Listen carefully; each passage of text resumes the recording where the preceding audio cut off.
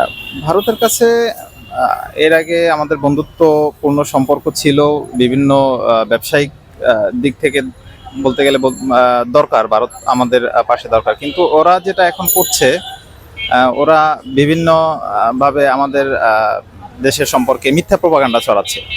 হ্যাঁ, যেমন হিন্দুদের নির্যাতন, এগুলো সম্পর্কে যে মিথ্যা প্রপাগান্ডা ছড়াচ্ছে, এগুলো তো আসলে কোনোটাই সঠিক না। ওরা এর নির্ভরযোগ্য কোনো কিছু ইয়া দেখাতে পারছে না। এবং ইভেন আমাদের হিন্দু সম্প্রদায়ের যারা হচ্ছে ইয়া আছে, যারা নেতৃবৃন্দ আছে, ওনারাও বলতেছে যে ভারত বাংলাদেশ সম্পর্কে মিথ্যা প্রপাগান্ডা ছড়াচ্ছে, কিন্তু আসলে মূলত এটা দিয়ে ওরা কি উদ্দেশ্য হাসিল করতে চাচ্ছে এটা আমাদের বোধগম্য না। কিন্তু এটা অবিলম্বে বন্ধ করা উচিত, ভারতের এটা অবিলম্বে বন্ধ করা উচিত।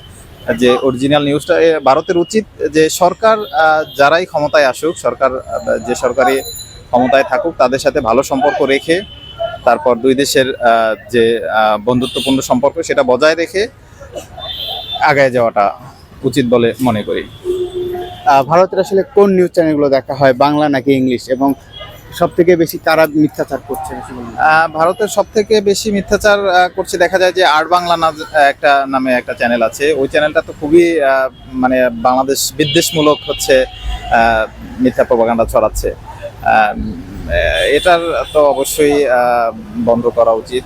আর বাংলাদেশ নিউজ চ্যানেলগুলোও ভারত যে যা সম্পর্কে হচ্ছে যে ফেক নিউজগুলো ভারত প্রচার করছে, বাংলাদেশের নিউজ পোর্টালগুলো হচ্ছে সেগুলো সম্পর্কে আর একটু সোচ্চার ভূমিকা রাখা উচিত, যেন সেই মিথ্যাগুলোকে হচ্ছে তুলে ধরা। কারণ আমরা যেরকম ভারতের নিউজ দেখি, ভারতের লোকজনও তো আমাদের দেশের নিউজ সেভাবে দেখে।